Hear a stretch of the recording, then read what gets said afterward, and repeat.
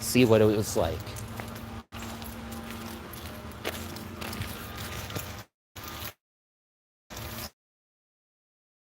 Not much of a park around here. It just seems more like a small street.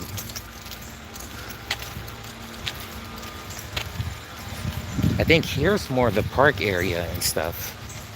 Because this is my first time coming back here. Okay, here's a park. Oh, wait. I think it's blocked off.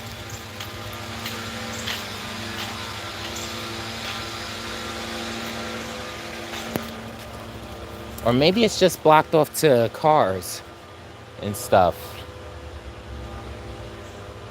Because the pathway looks well maintained to a degree. And everything. Oh man, it's starting to rain.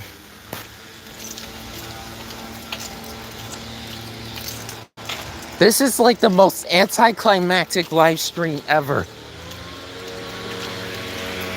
First, I'm losing the signal, and then next thing you know, it's starting to rain out of nowhere. This might end up being the briefest live stream ever. It's got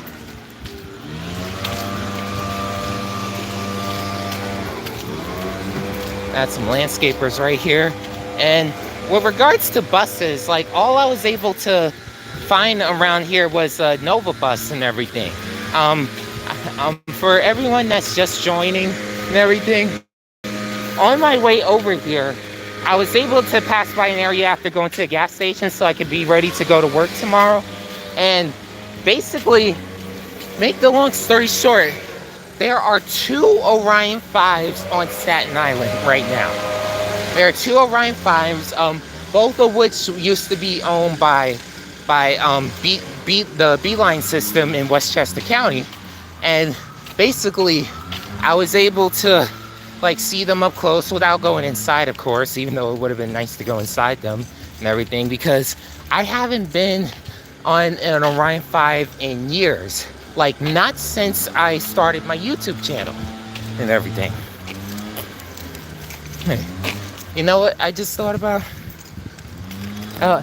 Okay, maybe like there was no park area around here, but there was, right by Staten Island railway station that I was able to rail fan at a short time ago, and might as well go there and see if I could catch some live rail fanning and everything, especially since I got a Brookville on the thumbnail.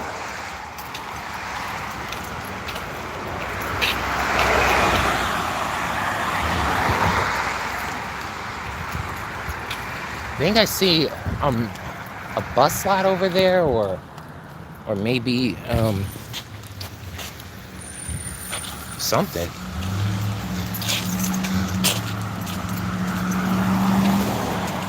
But yeah, I've driven around here a few times and everything. Like, one thing, when you become an independent delivery driver for Uber Eats, Grubhub, or DoorDash and everything, basically you get to know your neighborhood, get to know your neighborhood, your city, town, borough, or whatever a lot better and everything. Like, I thought I knew much of Staten Island until I started taking care of food deliveries.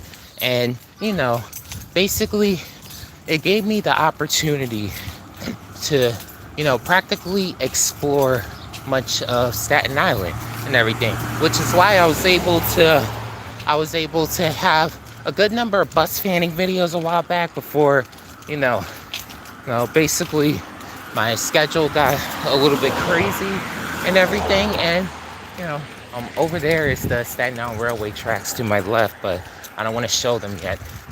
But basically, it's been pretty decent to a degree. With, like, I've had a lot of stuff going on. That's all I have to say. And everything. Some good, some bad. And, that's why lately I haven't been able to upload much videos like before and everything. In fact, the last thing I was able to have uploaded that was pre-recorded and timed and everything was my rant on the Interborough Express and stuff. Now, if y'all haven't seen the video, it's actually based off of a few videos that I was able to see on the Interborough Express, where at first the MTA shows its feasibility study, where it's deciding on whether they want to go with a commuter or a heavy rail system, a light rail system, or bus rapid transit. Now, I know there's many of you that might be watching either live or probably in the recording that will be a little bit later on, and that is strongly in favor of a rail system and stuff. And admittedly, when I worked on the audio recording for Ranting on the Interborough Express, honestly, it was done prematurely, because the MTA didn't officially say that they were choosing a rail system over the other three. But I'm personally in favor of bus rapid transit, only because, like, to me, bus rapid transit seems like an underappreciated system that has so much more potential than some realize and everything. But either way, it is what it is. Is stuff. Like I have nothing against trains in particular. Like, you could see that I'm actually going to step up to a train station right now and stuff. But I said all that to say that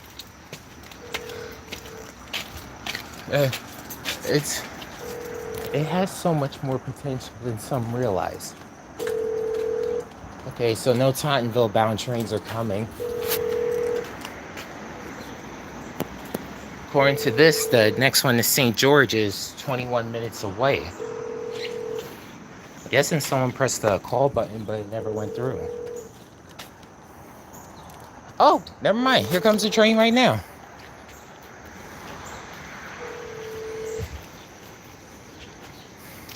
This is so convenient, like live rail fanning. The only thing I don't like is that personally, I prefer to just, have the train arrive and then leave and stuff, because there's certain things that you cannot completely control, and that's just me.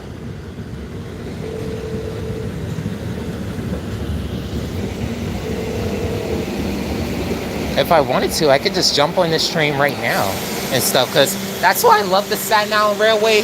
It's free. It's a free system and stuff, depending on the station you board.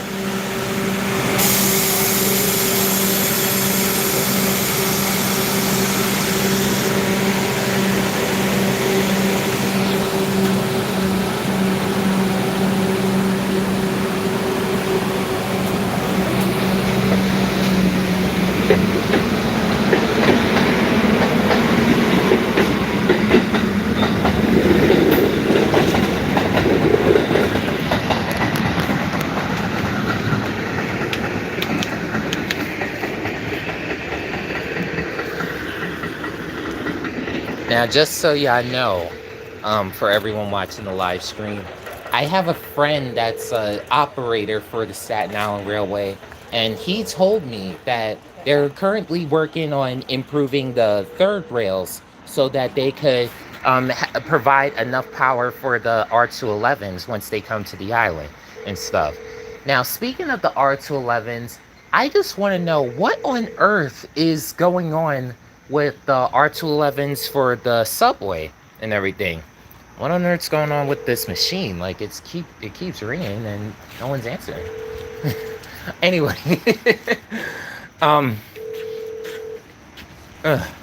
like, wish I could order a pizza from that, but it's Monday morning.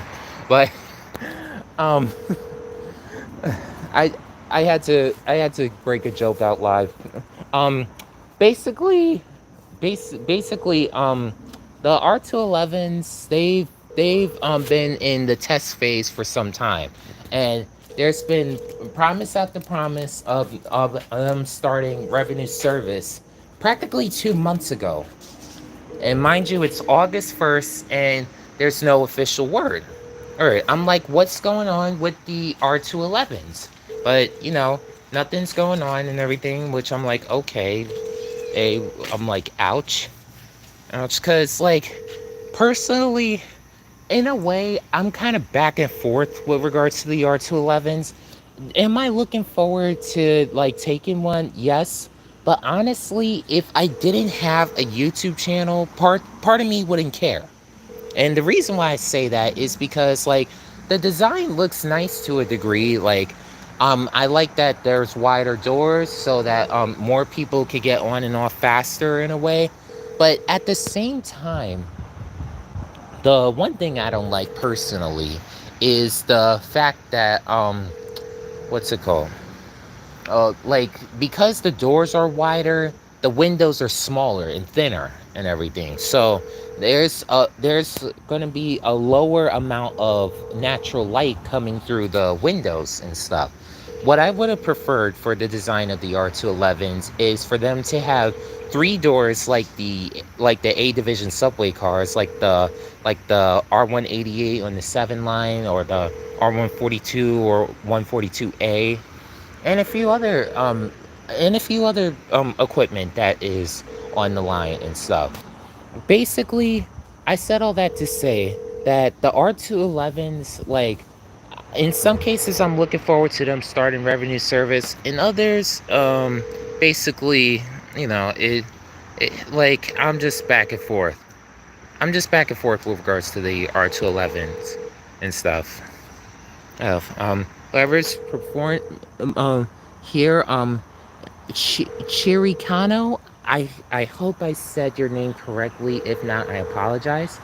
But I said all that to say that with regards to the R211s, and it's like they have so much potential to them that is practically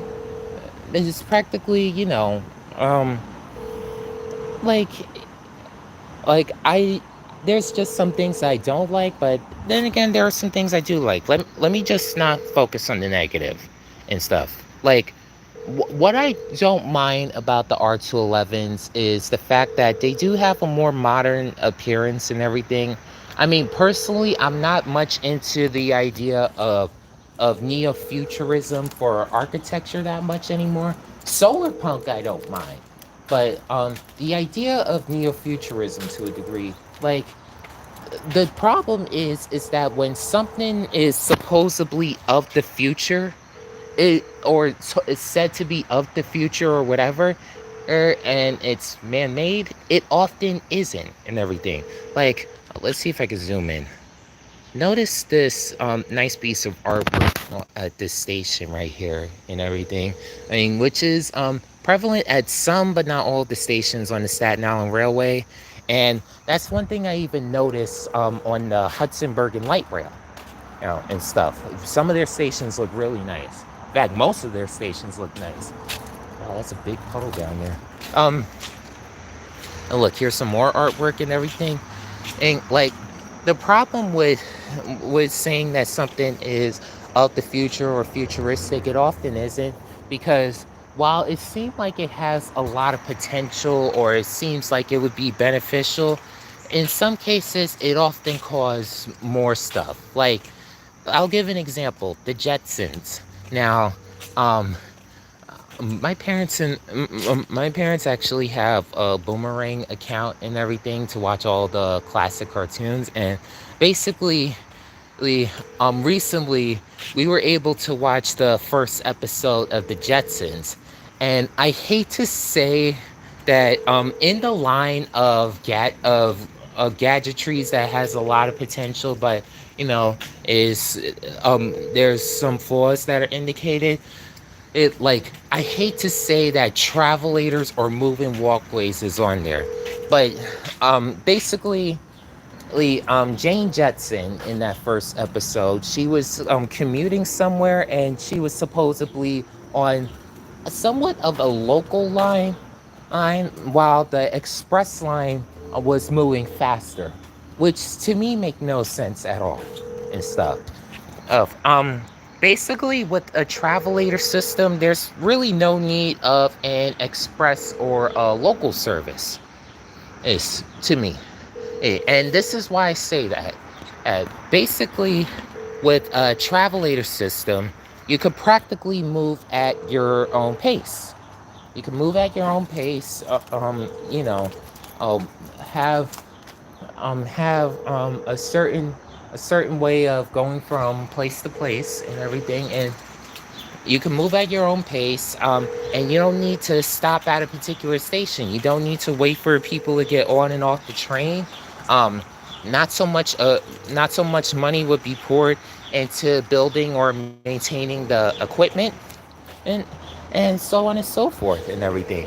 Like, travelators have so much potential of being a regular form of transportation that is often underappreciated and everything.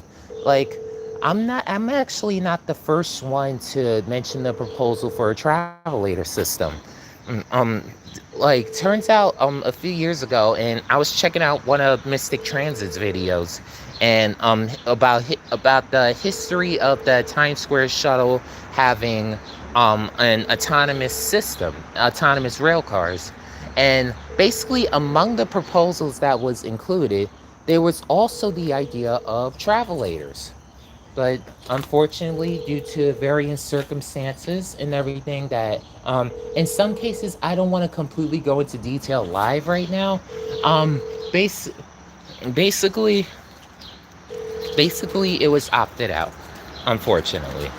Which, in a way, it kind of, like, in some cases I kind of empathize with ones that are afraid of certain things. Like, honestly, if if more than 100 years ago, if people people in like the late 1800s had the same mentality that we have today, I don't think we would have cars. We wouldn't have um we wouldn't have cars, trucks, buses. We wouldn't even have cell phones. I don't think we would even have YouTube and everything, because often people are afraid of certain things modernizing or advancing in some way, to a point where certain jobs will be rendered obsolete and everything. Which, in a way, I understand that there's much fear on losing a job in some cases. Like, I remember last year when New Flyer introduced the autonomous Excelsior, or the New Flyer Excelsior AV. Yeah, and basically, I remember I remember one bus driver's reaction, saying that he may have he kind of don't want the buses to replace him on the job and everything. But here's the thing, like the idea of autonomous vehicles, those driving on their own, I'm completely in favor of that. And it's weird because I drive for a living and everything. I'm an on-demand bus driver. But at the same time, the thing is, with regards to autonomous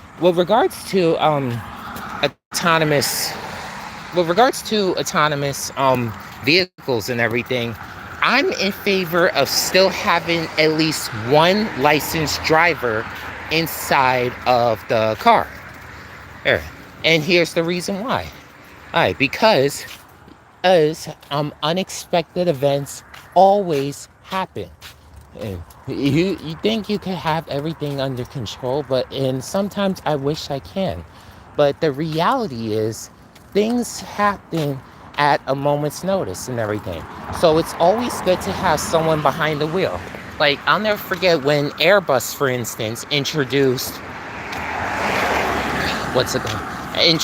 an autonomous plane, where basically they tested out, I believe, an Airbus A330 that was able to fly on its own. Believe it or not, well, it actually surprised me in a way, But despite this, they still had the standard captain and first officer at the cockpit and everything, and which I think was a pretty smart idea and everything. So I said all that to say that I'm in favor of I'm in favor of, even if cars become autonomous one day, it would still be best to have cars. I mean, still be best to um have licensed drivers available if needed at a moment's notice. Now, one thing I don't want to see with autonomous vehicles is for them to be privately owned. Now, why do I say that? And already there's a good amount of traffic on the road. And already I started to reason in my personal projects that I work on and everything. I started to reason that basically autonomous autonomous cars basically move on their own, and instead of like staying parked, they could just be moving like all the cars that are passing by. Here we got the Volkswagen Beetle. Nice.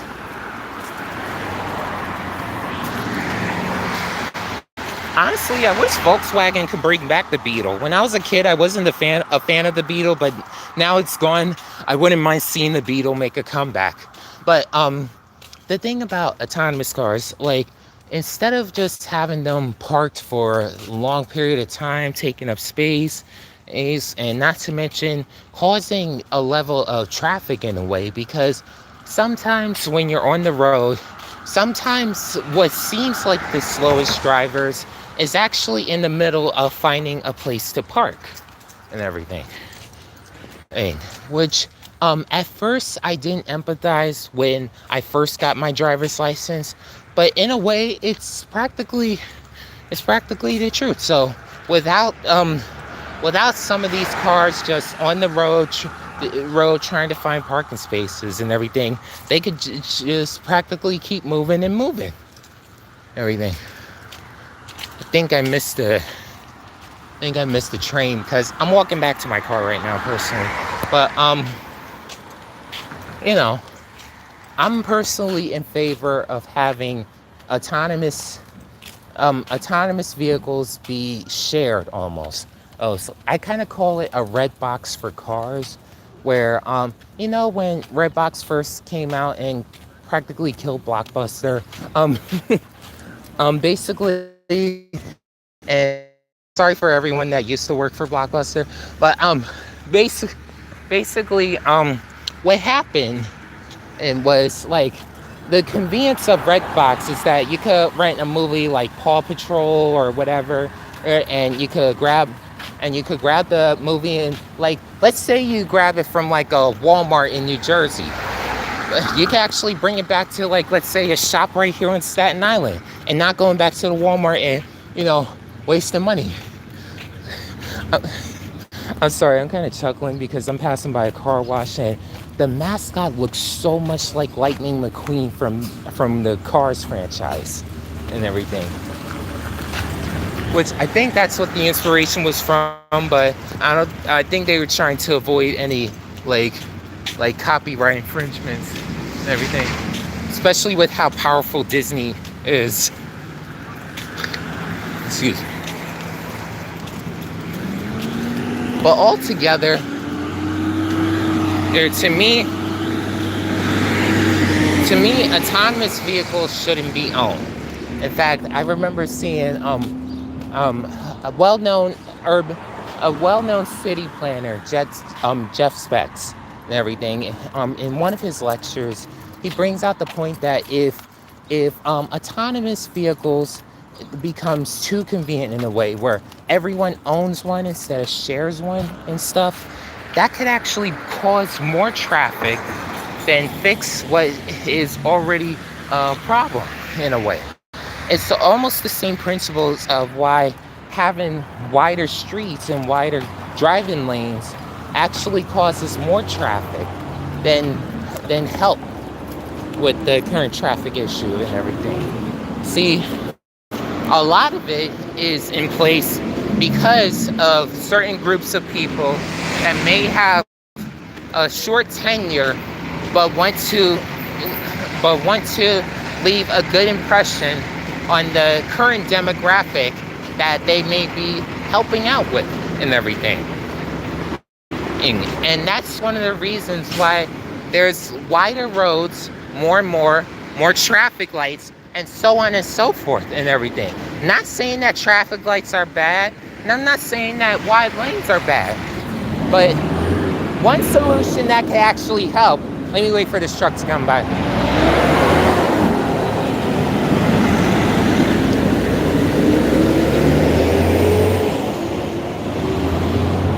Okay, one solution that actually helps is practically making the streets thinner, because of the fact that if it sounds uncomfortable, that's because it's intentionally supposed to be uncomfortable, so that way it could encourage you to drive slower and everything. And that's the altogether idea of why thinner streets would actually be better and everything. Let me go around this car. But that's practically the reason why I'm in favor of having if autonomous cars become more standard, then it got to be a shared resource and everything. Like, they got to be with the car sharing program, and that's what the car manufacturers have to gear towards. They have to gear towards the idea of having them be a shared resource instead of having so many kind of cars and everything. Like, I'm gonna give an example. Over here is the Ford Edge, which is a decent car, don't get me wrong, and not to mention my dad has a Ford Edge. But I said all that to say that basically we gotta have cars designed in a way where it could be a little bit less of a personal comfort for certain ones, but it needs to be more of a shared resource and everything. Like, for instance, the vans that I drive for Via, the Mercedes-Benz Metris, like, they drive like a dream. Power steering and everything is amazing, but practically they have a few disadvantages and everything. Like, admittedly, the seats don't recline back and everything, which it almost feels like you're driving an actual bus where the seats don't recline. But hey, in a way, it still helps to get rid of the convenience and everything. So if regular cars could try that, that could help. All right, so I'm actually right by my car, so let me just end this live stream, and now let me just head home and basically enjoy the rest of my day. So, don't forget to like, share, and subscribe. All right, look, now the train is coming by. All right, and also you're welcome to become a Patreon member, and also follow me on Twitter and Instagram. Follow me on Patreon on patreon.com/dreamjournalprojects, and basically that's it. I'll see y'all later.